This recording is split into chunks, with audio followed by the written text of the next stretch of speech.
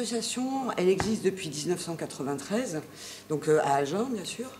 Et en fait, elle œuvre dans le domaine donc, de la culture, dans le secteur du spectacle vivant, et on appartient à la filière des musiques actuelles. Donc musique actuelle, c'est toutes les musiques, sauf les musiques classiques, musique contemporaine. Donc voilà, cette filière, elle regroupe donc, tous les acteurs, festivals, labels, les radios, les salles de concert. Et elle a un peu moins de 30 ans, un peu plus de 30 ans, mais guère plus, donc une génération en fait. Donc c'est une filière qui est très jeune.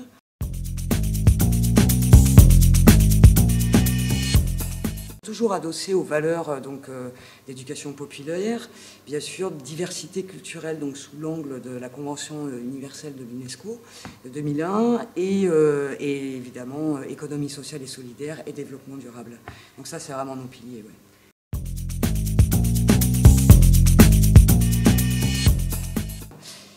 Je ne peux pas donner un exemple comme ça parce que ça a bouleversé quand même beaucoup de choses puisque de valeurs, enfin, je vais dire, on avait dans toutes nos actions, on avait plus un côté inné, voilà, des choses assez, on va dire, informelles qu'on faisait naturellement. Et la RSO nous a vraiment amené à formaliser les choses, à poser des mots sur ce qu'on faisait et à prendre conscience, en fait, de tout ça, de nos valeurs, de notre utilité sociale. Alors on le savait, mais de le faire venir à soi, concrètement, c'est différent. Donc déjà, la RSO, c'est ça qu'elle nous a apporté. Donc on a beaucoup travaillé là-dessus. On est allé chercher au fond du projet quand même. Donc c'est pas rien, une vraie introspection. Et ensuite, concrètement, c'est vrai qu'on a travaillé sur 4 axes. Donc RH, gouvernance, communication générale et les parties prenantes.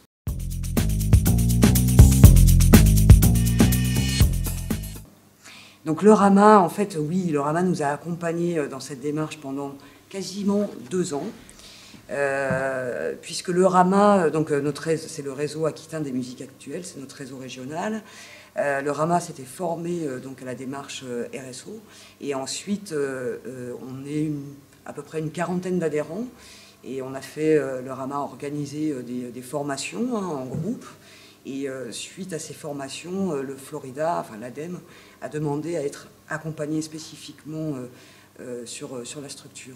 Donc pendant 2 ans, on a travaillé ensemble. Et c'est vrai qu'aujourd'hui, on vole un peu de nos propres ailes maintenant. Mais voilà, heureusement que le RAMA était là. Seul, on n'y serait jamais arrivé. Donc,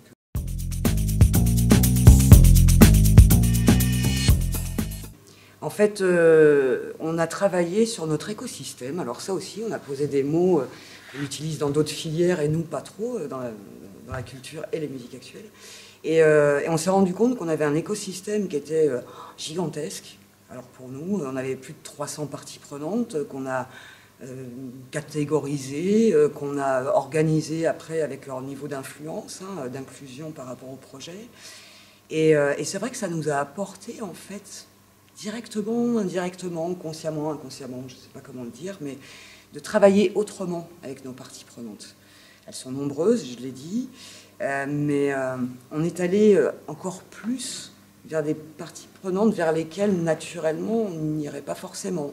Donc on travaille avec, comment dire, l'agriculture. Donc on a plusieurs partenaires autour qui font des fromages, qui font des animaux, certains sont viticulteurs, d'autres...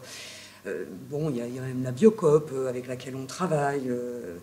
Donc des exemples, on en a plein, et c'est vrai qu'on s'est rapproché d'eux et on travaille vraiment, en tout cas en collaboration, voire en coopération. Et la RSO, c'est ça qu'elle nous a apporté.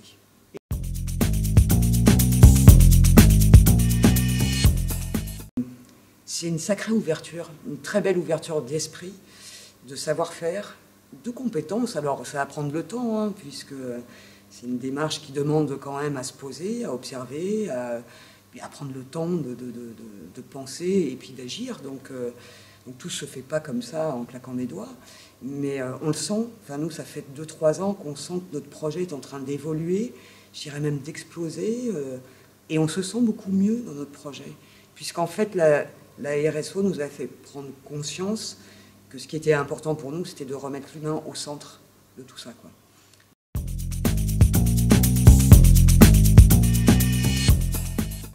Conclusion, pour que ça marche, il faut quand même que la direction de la structure soit extrêmement engagée, qu'elle implique aussi ses équipes.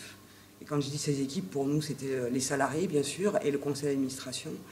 Et si on veut que la démarche RSO soit, un révélateur pour la structure et pour qu'on puisse ensuite s'aimer, il faut qu'il y ait quand même tout ça et de prendre le temps. Voilà.